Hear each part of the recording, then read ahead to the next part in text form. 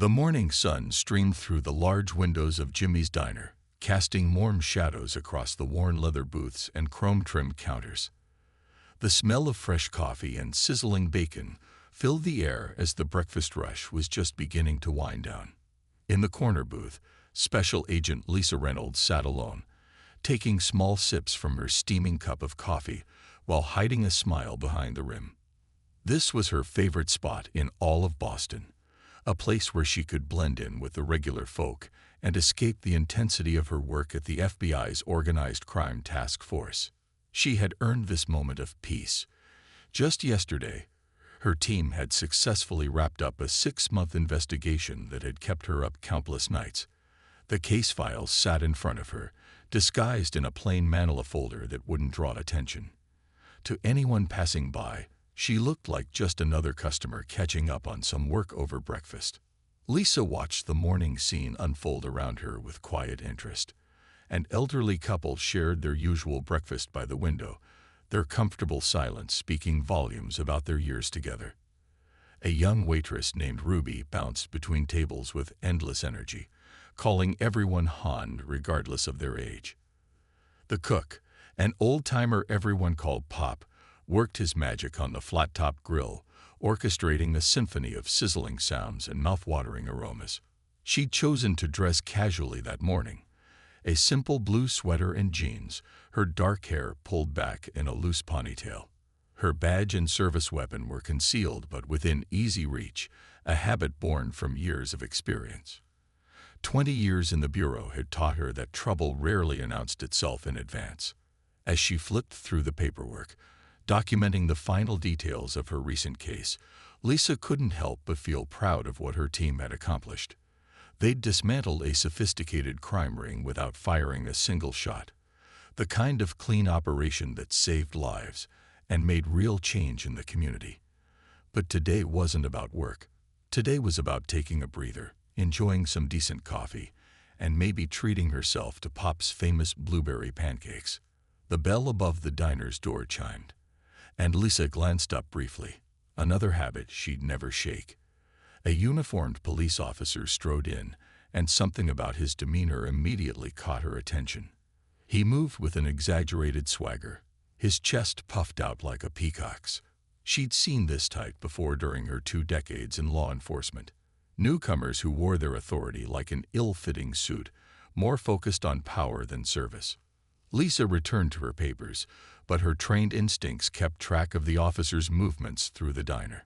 She could hear him making loud comments to other customers, his voice carrying an edge of unearned authority. Ruby's cheerful greeting was met with a dismissive grunt, and Lisa noticed how the young waitress's smile faltered just slightly. The morning regulars, the construction workers, office employees and retirees who formed the heart of Jimmy's diner, began to shift uncomfortably in their seats. The easy atmosphere that had filled the place moments ago started to evaporate like dew under a harsh sun. Even Pop paused his cooking to watch the scene unfold, spatula frozen mid-flip. Lisa took another sip of her coffee, maintaining her relaxed posture while discreetly observing the situation. Years of undercover work had taught her the value of patience and careful observation. She could feel what was coming. The officer had noticed her sitting alone, and his body language changed as he started moving in her direction. The morning was about to get interesting, though not in the way she'd planned. The familiar weight of her badge pressed against her side, hidden beneath her sweater. Lisa allowed herself a small sigh, knowing her peaceful breakfast was likely coming to an end. But that was okay. Sometimes the best teaching moments came wrapped in uncomfortable packages. Officer Tom Wilson was having what he considered a perfectly terrible morning. New to Boston after transferring from a quiet suburban precinct, he was struggling to adjust to city life and his diminished sense of importance. Back home, everyone knew him as Officer Wilson. Here, he was just another cop in a sea of blue uniforms. As he walked into Jimmy's diner, the smell of coffee did nothing to improve his mood. His eyes scanned the room, a habit he'd developed more for show than actual police work. The breakfast crowd barely looked up from their plates, which only irritated him more. Didn't they know he was there to protect and serve? Morning, "Officer, can I get you some coffee?" Ruby, the waitress, chirped with genuine warmth. He barely acknowledged her, too focused on maintaining what he thought was an intimidating presence. The cheerful waitress's smile dimmed a bit, but she kept her professional composure and moved on to refill other customers' cups. That's when he spotted her, a woman sitting alone in a corner booth, completely absorbed in some paperwork. Something about her calm, self-assured presence rubbed him the wrong way. In his mind, women sitting alone were suspicious, especially ones who looked like they were trying to mind their own business. The morning regulars watched with growing unease as Officer Wilson made his way across the diner. Pop the cook stopped whistling his usual morning tune, his experienced eyes noting the officer's aggressive stance. The elderly couple by the window exchanged knowing looks. They'd seen this type before, and it never ended well. "Ma'am," Wilson said, standing over Lisa's table with his thumbs hooked in his belt. "Mind telling me what you're working on there?" His voice carried that special tone some officers develop, the one that turns a question into a demand. Lisa looked up slowly, her face neutral but her eyes sharp and assessing. "Just catching up on some paperwork," she replied calmly, taking another sip of her coffee. Her response was polite, but carried no hint of intimidation. This only served to aggravate Wilson further. He was used to people scrambling to please him, to show respect for his badge. Paperwork, huh? Seems awful suspicious to me. Someone sitting alone, hiding behind folders. He leaned closer, trying to peek at her documents. The diner had gone quiet. Ruby stood frozen by the coffee maker, pot in hand, while Pop moved closer to the counter's edge. The morning regulars shifted uncomfortably in their seats, but nobody intervened. Yet, they could sense the tension building like storm clouds on a summer afternoon. "Officer," Lisa said quietly, "I'm trying to enjoy my breakfast in peace. Is there a specific reason you're questioning me?" Her voice remained steady, professional. The voice of someone used to handling difficult situations with grace. Wilson's face flushed red. This wasn't going the way he'd planned. Usually, people got nervous, started stammering, or at least showed some sign of submission to his authority. But this woman just sat there, cool as a cucumber, almost like she was amused. "You know what?" he said, pulling out his badge with an exaggerated flourish. "I think I'm going to need to see some identification. For all I know, you could be up to something illegal here." He emphasized the word illegal as if saying it louder made his suspicions more valid. A few diners shook their heads in disapproval. Pop had stopped pretending to cook and was now watching the scene unfold with concerned interest. Ruby had moved closer to the phone behind the counter, her hand hovering near it uncertainly. Lisa set down her coffee cup with deliberate slowness. The morning sun caught the silver chain around her neck, the one that held something Wilson couldn't quite see yet. Her expression hadn't changed, but there was a new energy in the air, like the moment before lightning strikes. The next few seconds would teach Officer Wilson a lesson he'd never forget, one about assumptions, authority, and the importance of treating everyone with respect, regardless of who they appeared to be. The tension in Jimmy's diner could have been cut with a knife as Officer Wilson continued his misguided attempt at authority. The morning regulars watched with a mixture of concern and curiosity as the scene unfolded before them. Even the sizzling bacon on Pop's grill seemed to quiet down, as if the whole diner was holding its breath. "I'm waiting for that ID," Wilson pressed, his voice getting louder with each word. His hand rested on his belt, close to his badge, a gesture he'd practiced in the mirror countless times. He was certain this show of authority would finally get the reaction he was looking for. Lisa took a deep breath, not out of nervousness, but rather like a teacher preparing to deliver an important lesson. She'd handled situations like this before, but usually with hardened criminals, not overeager police officers who'd lost their way. "Officer," she began, her voice carrying just enough edge to make several heads turn, "I need you to think very carefully about what you're doing right now. You've approached a civilian without probable cause, attempted to examine private documents without a warrant, and are now demanding identification based solely on the fact that I'm a woman sitting alone in a diner. Wilson's face reddened even more, if that was possible. The other customers had completely abandoned any pretense of eating their breakfast. Ruby had stopped mid-pour at a nearby table, coffee pot frozen in midair. Even Pop had moved from behind his grill to get a better view of what was happening. "Listen here," Wilson sputtered, his authority crumbling under Lisa's steady gaze.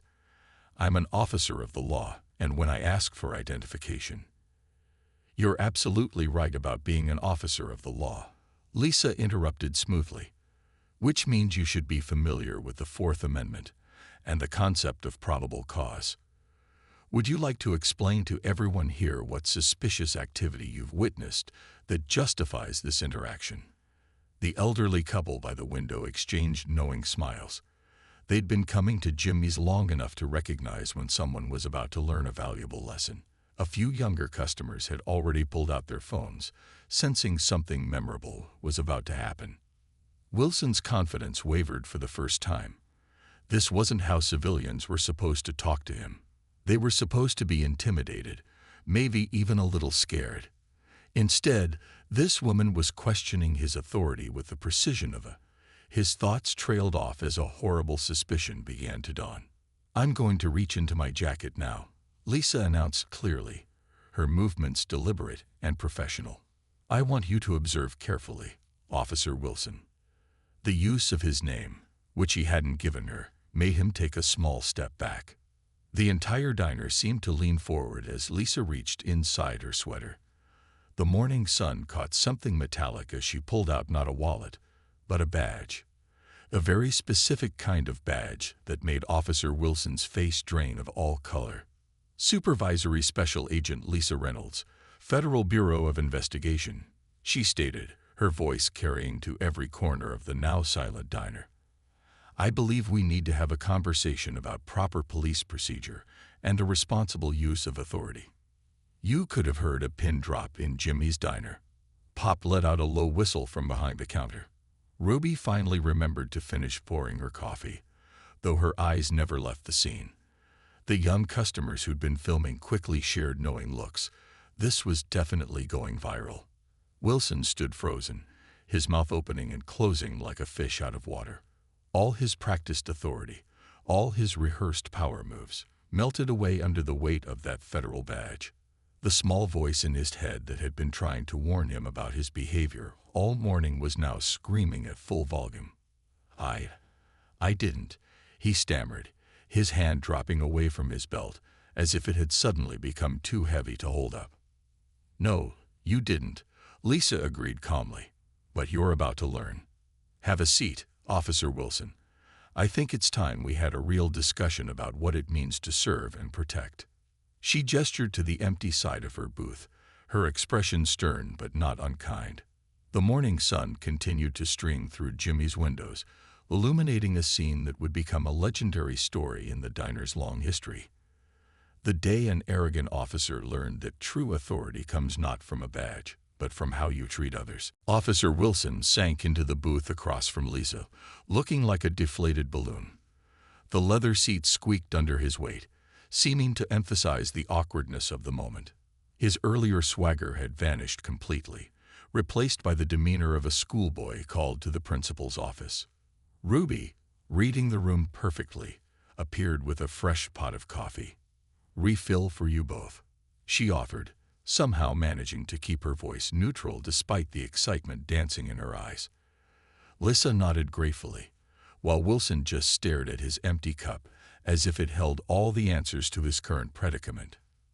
"First," Lisa began, taking a sip of her fresh coffee, "I want you to understand something. This conversation isn't about embarrassing you. It's about making you a better officer." Her tone was firm, but carried an unexpected note of kindness that made several nearby customers pause their recording and actually listen. Wilson finally found his voice, though it was notably quieter than before. "I was just trying to maintain order," he mumbled, fingers fidgeting with his coffee cup. "Back in my old precinct." "Let me guess," Lisa interrupted gently. "Small town. Everyone knew everyone, and your badge made you somebody important. The way Wilson's shoulders hunched told her she'd hit the mark perfectly. But Boston isn't a small town, Officer Wilson. And real authority isn't about making people fear you. It's about earning their respect. Pop had moved closer to their booth, pretending to wipe down nearby tables.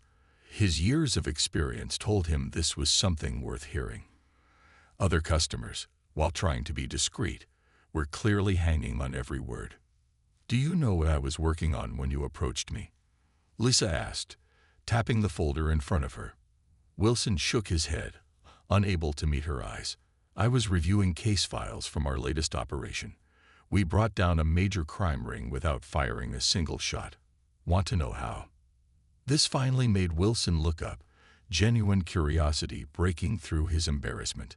Lisa continued, "We did it by building trust in the community, by treating people with respect, by understanding that every person we interact with is someone's family member, someone's friend, someone who deserves to be treated with dignity." The elderly couple by the window nodded in agreement, their breakfast long forgotten. They'd seen enough in their lifetime to know wisdom when they heard it. But Wilson started, some of his defensive attitude returning. "How are we supposed to maintain authority if we're too soft?" Lisa leaned forward, her expression intense but not unkind. "Let me ask you something. When you walked in here today, did you feel respected when people avoided eye contact and went quiet? Or did you feel isolated? Feared?" The question hit home. Wilson's face showed the first signs of real understanding. I guess I didn't think about it that way." "That's the problem right there," Lisa said, gesturing around the diner. "Look at these people. Really look at them. They're not suspects or potential threats. They're members of the community you swore to protect and serve." Ruby chose this moment to pass by their booth again, this time carrying a plate of Pop's famous blueberry pancakes. She set them down between Lisa and Wilson without a word, but her small smile spoke volumes. "You're carrying more than just a badge, Officer Wilson," Lisa continued, pushing the plate toward him. "You're carrying the responsibility of public trust. Every interaction, every word, every gesture, they all matter. They all contribute to whether people see the police as protectors or threats." Wilson stared at the pancakes, then at the diner full of people who were no longer filming but listening intently. For the first time that morning, maybe for the first time in his career, he saw them as individuals rather than an audience for his authority. "I really messed up, didn't I?" he asked quietly, picking up his fork. Lisa nodded, but there was no judgment in her expression. "Yes, you did. But recognizing that is the first step toward becoming the kind of officer these people deserve. Now, let's eat these pancakes before they get cold, and I'll tell you about some training programs that might interest you." The tension in Jimmy's diner finally began to ease, replaced by the normal sounds of clinking cutlery and quiet conversation. A valuable lesson was being learned over blueberry pancakes, and everyone present knew they were witnessing something special. As the morning sun climbed higher in the sky, the atmosphere in Jimmy's diner had transformed completely. The pancakes between Lisa and Officer Wilson had become more than just breakfast. They were a bridge to understanding. The maple syrup bottle passed between them like a peace offering, while the rest of the diner settled into a curious calm. "You know," Lisa said, cutting into her pancakes, "I started just like you.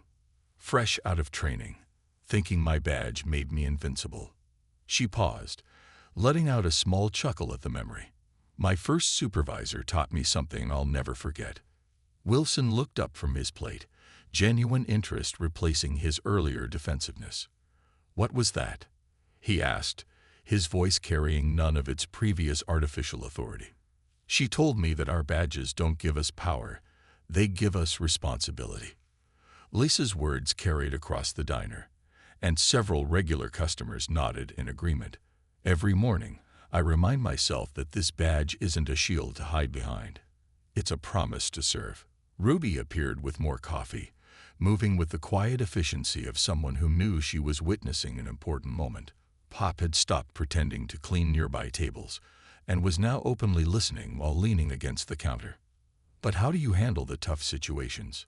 Wilson asked, his fork pushing around a piece of pancake. When people don't respect the uniform, when they challenge your authority. Lisa smiled, recognizing the real question behind his words. Let me tell you about a case I handled last year. We had a neighborhood that completely distrusted law enforcement. Nobody would talk to us. Nobody would help us. The elderly couple by the window had given up any pretense of leaving, settling in for what promised to be an interesting story.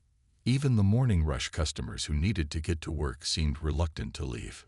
Instead of pushing harder, showing more authority, Lisa continued, we did something different. We started showing up at community events.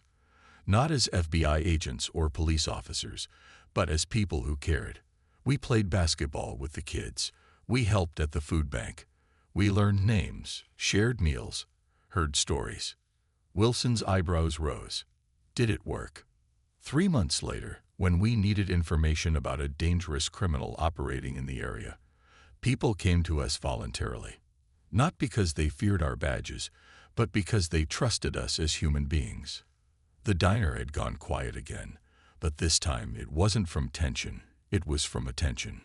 Pop had stopped his usual breakfast preparations, completely absorbed in the conversation.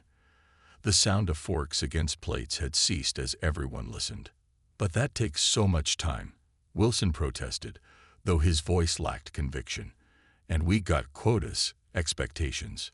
Lisa leaned forward, her expression serious. What's more important, meeting quotas or making a real difference? Think about this morning. How different would things have been if you walked in here with a smile, treated Ruby with respect, and simply been part of the community instead of trying to control it? Wilson glanced around the diner, seeing the faces of the regular customers in a new light. The young office workers checking their phones, the construction crew in their dusty boots, the elderly couple who'd witnessed the whole scene. They weren't potential troublemakers anymore. They were his community. I've been doing this all wrong, haven't I? He said quietly, more to himself than to Lisa. Not wrong, Lisa corrected gently. You've been doing it the way you thought you had to. But now you have a chance to do it better. She reached into her folder and pulled out a business card. There's a community policing program starting next week. It's not mandatory, but I think you'd get a lot out of it. Wilson took the card, turning it over in his hands as if it held some secret wisdom. The morning light streaming through the diner's windows seemed brighter somehow, illuminating a path forward he hadn't seen before. Ruby appeared one last time, clearing their plates with a warm smile. The tension that had filled the diner earlier had completely dissipated, replaced by something that felt a lot like hope. Sometimes the best lessons came with a side of blueberry pancakes and a fresh perspective on what it truly meant to serve and protect. The rest of that morning at Jimmy's Diner became something of a turning point, not just for Officer Wilson, but for everyone present. As Lisa shared more stories from her years of service, the other customers gradually became part of the conversation. It was as if the entire diner had transformed into an impromptu community meeting. You wouldn't believe what happened last month, Pop called out from behind the counter, wiping his hands on his apron. Had some kids causing trouble outside, spray painting the walls. He paused, glancing at Wilson. You know what fixed it. Not arrests or threats. Another officer.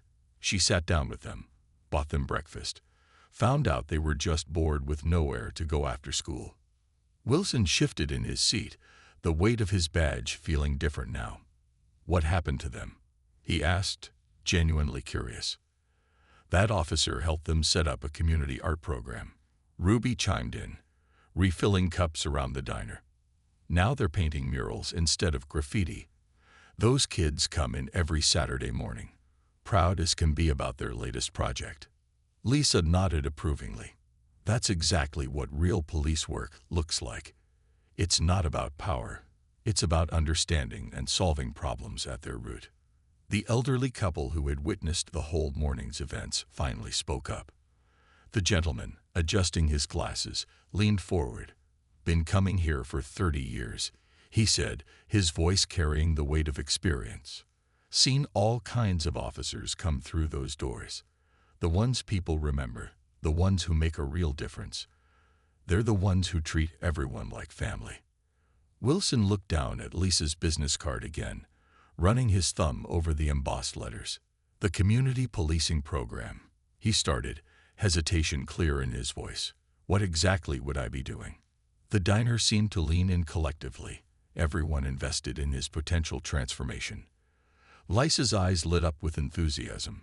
You'll work directly with neighborhood groups, attend community meetings, mentor youth programs. But most importantly, you'll learn to see the city through the eyes of the people you serve. A young woman in business attire, who had been quietly watching from the counter, suddenly spoke up. My brother was helped by one of those programs, she said. He was heading down the wrong path, but an officer took the time to really listen to him. Now he's in college, studying criminal justice himself. The atmosphere in the diner had completely changed from earlier that morning. Gone was the tension and discomfort. Instead, there was a sense of possibility, of community, of what could be achieved when barriers broke down and real connections formed. Ruby appeared again, this time with a fresh pot of coffee and a gentle smile. You know, officer, she said to Wilson, we get all sorts in here. Some days it's lawyers and doctors, other days it's people who can barely afford a cup of coffee. But the ones who make this place special are the ones who treat everyone with respect. Wilson looked around the diner, really seeing it for the first time. The worn leather booths weren't just furniture. They were gathering places where stories were shared and connections were made. The counter wasn't just a place to eat. It was where the community came together. I think, he said slowly, his voice carrying a new kind of authority. The kind that comes from humility and understanding. I'd like to sign up for that program. Not because I have to, but because I want to be the kind of officer these people deserve. Lisa smiled, seeing the genuine change in his demeanor. That's the first step. Wanting to make a difference, not just wear the badge. The morning sun had risen fully now, streaming through the windows and bathing the diner in warm light. The regular breakfast crowd would soon give way to the lunch rush, but something had shifted in Jimmy's diner that morning. A lesson had been learned, not just by one officer, but by an entire community. Pop rang the bell for a fresh order, its cheerful sound seeming to signal a new beginning. Wilson straightened his uniform, but this time not out of pride or authority.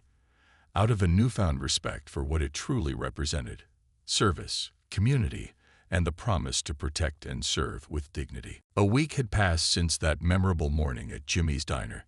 The autumn air had turned crisp, and leaves danced across the sidewalk as Officer Wilson stood outside the community center.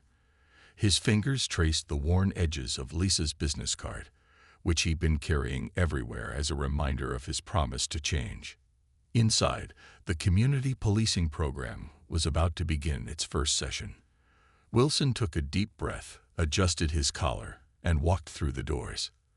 The person he saw in the reflection wasn't the same officer who had strutted into Jimmy's diner a week ago.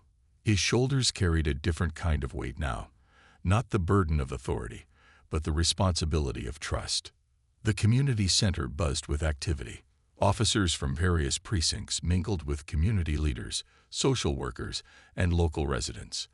In the corner, a group of teenagers helped set up chairs, laughing and chatting with a veteran officer who was showing them pictures of his grandkids. "Glad you made it," called a familiar voice. Lisa stood by the registration table, helping organize name tags. She looked different in her official FBI blazer, but her warm smile remained the same. Ready to start making a real difference. Wilson nodded, accepting his name tag. "You know, I almost didn't come," he admitted. "Kept thinking about how embarrassed I was that day at the diner." He paused, watching as more people filtered into the room.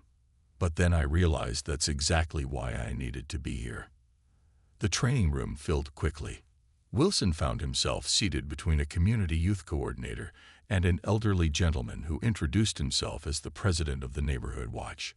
The walls were covered with photos showing successful community projects. Gardens planted in vacant lots, murals painted by local artists, sports programs for at-risk youth. The first speaker wasn't a high-ranking officer or a federal agent, but a local shop owner. She shared stories about how her relationship with law enforcement had transformed from fear to partnership. It wasn't about more patrols or stricter enforcement, she explained. It was about officers stopping by to chat, knowing our names, becoming part of our daily lives. Wilson found himself taking notes, not because he had to, but because every word resonated with the lessons he'd learned over breakfast a week ago. He wrote down phrases like listen first, act second, and authority through respect, not fear. During the break, he overheard two officers discussing their experiences. Remember that kid who used to run every time he saw a patrol car? One asked. Now he wants to join the Youth Police Academy. All because someone took the time to talk to him like a person, not a suspect. The afternoon session focused on practical exercises. Officers paired with community members to role-play different scenarios. Wilson found himself working with a young teacher who shared her perspective on how police presence affected her students. Some of these kids, she explained, they only see officers during bad moments, arrests, fights, family problems. They need to see you during the good times too. At school events, sports games, celebration days. As the session drew to a close, Lisa stood to make a final announcement. Change doesn't happen overnight, she said, her eyes meeting Wilson's across the room. It happens in small moments, daily choices, and constant effort to bridge the gaps between us. Walking out of the community center that evening, Wilson noticed a group of kids playing basketball in the adjacent court. A week ago, he might have watched them suspiciously, looking for trouble. Today, he saw something different. Young people who needed guidance, not judgment. He stopped by the court, picked up a stray ball, and called out, "Mind if I join for a few minutes?" The kids looked surprised, then excited. One of them shouted, "Only if you're ready to lose, officer." As Wilson removed his jacket, laughing at their playful trash talk, he realized something profound. True authority didn't come from a badge or a uniform. It came from being part of the community you served, from earning trust one small interaction at a time. The sound of bouncing basketballs and teenage laughter filled the evening air. Somewhere across town, in a small diner, a simple conversation over pancakes had started a chain reaction that was already changing lives, one small step at a time. 3 months into the community policing program, the changes in Officer Wilson were impossible to miss. The morning found him back at Jimmy's Diner, but this time, he wasn't alone. A group of local kids surrounded him at the counter, excitedly showing him their latest art project designs for the community center walls. Ruby weaved between the excited youngsters with practiced ease, delivering plates of pancakes and hot chocolate. Officer Wilson's fan club is getting bigger, she teased, earning chuckles from the regular customers who remembered that fateful morning 3 months ago. Pop leaned over the counter, examining the colorful sketches spread out before him. "Now that's what I call talent," he said, pointing to a particularly detailed design. "Reminds me of when we first started the mural program. Remember how worried everyone was about giving kids spray paint?" Wilson smiled, remembering his own initial skepticism. The same kids who once scattered at the sight of his patrol car now greeted him with high fives and shared their dreams. Just yesterday, one of them had confided in him about wanting to become a police officer. "But the good kind, like you," the child had said. The bell above the door chimed, and Lisa walked in, bringing with her the crisp autumn air. She paused, taking in the scene before her. Officer Wilson surrounded by young artists, the diner filled with warmth and chatter, not a trace of tension in sight. "Looks like someone's been busy," she said, sliding onto a nearby stool. Ruby immediately appeared with her usual coffee order, now knowing her preference by heart. Wilson turned, pride evident in his voice. "We're finalizing the designs for the youth center renovation. These kids have some amazing ideas." He gestured to the drawings. "They want to paint stories of the community, past, present, and future." One of the younger kids piped up. "Officer Wilson's gonna help us paint. He said he used to do art in high school." The child's excitement made several patrons smile into their coffee cups. Did he now? Lisa raised an eyebrow, amused. Somehow I can't picture the officer who walked in here 3 months ago volunteering to paint murals with kids. The elderly couple, sitting in their usual window spot, exchanged knowing looks. They'd witnessed Wilson's transformation firsthand. From his daily morning greetings to the way he now knew everyone's names and stories. Speaking of 3 months ago, Wilson said, his tone growing more serious, "I've been meaning to thank you properly.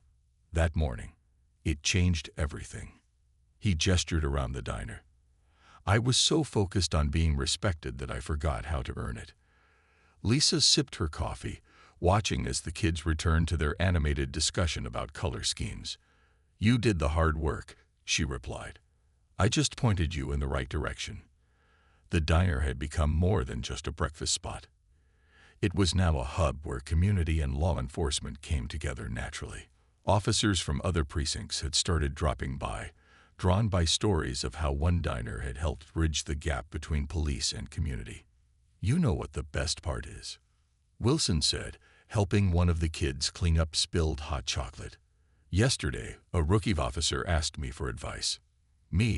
He said he'd heard about how we do things in this neighborhood and wanted to learn." Pop rang the bell for a fresh order, its cheerful sound mixing with the laughter and chatter filling the diner. "Times are changing," he called out, "and it's about time." Through the windows, the morning sun illuminated the scene. Officer Wilson surrounded by young artists, Lisa watching with quiet satisfaction, regular customers sharing smiles and greetings with uniformed officers who now felt like part of the family. The transformation wasn't just about one officer or one diner. It was about a community discovering that when barriers break down, something beautiful can grow in their place. The kids' artwork spread across the counter told that story of a neighborhood where trust had replaced fear and where badges meant partnership instead of power. Wilson checked his watch, knowing his shift would start soon. But now, patrol duty meant greeting familiar faces, checking in on community projects, and being part of something bigger than authority, being part of a family. 1 year had passed since that life-changing morning at Jimmy's Diner. The place looked different now, with vibrant murals decorating its exterior walls. The artistic vision of local youth brought to life under Officer Wilson's guidance. Inside, the usual breakfast crowd gathered, but today was special. The diner buzzed with excitement as people squeezed into booths and gathered around tables. Pop had outdone himself with a spread of his famous pancakes, and Ruby darted between tables with endless refills of coffee, her smile broader than ever. "Can't believe it's been a whole year," she said, pausing to straighten the Community Achievement Celebration banner hanging above the counter. The diner had become more than just a restaurant. It was now the heart of a transformed neighborhood. The bell chimed as Officer Wilson walked in, now wearing sergeant stripes on his uniform. The promotion had come as no surprise to anyone who'd witnessed his dedication to community policing over the past year. Behind him walked Lisa, carrying a small box that drew curious glances. "Look who finally made it," Pop called out from behind the grill. "The man of the hour." The diner erupted in warm applause, making Wilson's ears turn slightly red. He'd never quite gotten used to positive attention, but he learned to accept it with grace. "Speech," someone called from the back, followed by encouraging cheers from the crowd. Wilson made his way to the counter, where a year ago he'd tried to intimidate a woman who would change his life. Now that same counter was covered with photos documenting the year's achievements, kids' art programs, community gardens, neighborhood watch successes. "I'm not much for speeches," Wilson began, his voice carrying the humility he'd learned. "But standing here, I can't help but think about that morning last year when I walked in thinking I knew what authority meant." He paused, looking around at faces that had become familiar friends. "I was so wrong." The elderly couple, still in their usual window seat, nodded encouragingly. They'd watched every step of his journey, from that first confrontation to today's celebration. "This past year taught me that real authority isn't about making people fear you. It's about earning their trust. Every kid who now waves instead of runs, every neighbor who shares concerns instead of hiding them, every small moment of connection. That's what real police work is about. Lisa stepped forward, opening the mysterious box. Inside lay a framed photograph of that first community policing class, along with newspaper clippings about their achievements. "The department wants this displayed at the station," she announced, "as a reminder of what's possible when we put community first." One of the young artists, now a regular fixture at the diner, raised his hand. "Officer Wilson. I mean Sergeant Wilson." He corrected himself with a grin. "Remember when you said you'd never paint again after that first mural?" Laughter rippled through the diner. Everyone knew the story of Wilson's first attempt at art. How he'd gotten more paint on himself than the wall, but kept at it because he promised the kids he would. "Sometimes the best lessons come from our biggest mistakes," Wilson replied, smiling. "Speaking of which," he turned to Lisa, "thank you for not just putting me in my place that morning, but for showing me a better way." Pop rang his bell one final time, not for an order but for attention.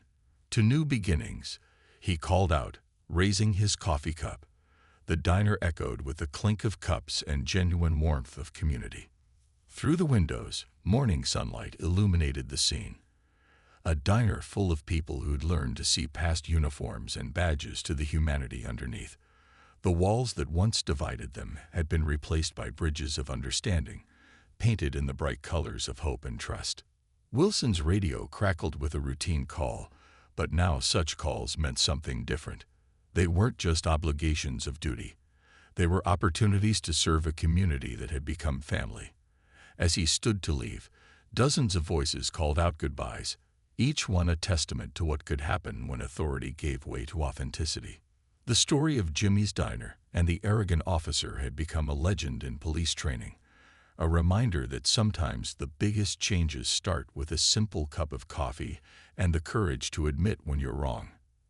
As Wilson stepped out into the morning light, he knew that his greatest authority now came not from his badge, but from the trust he'd earned, one small act of kindness at a time.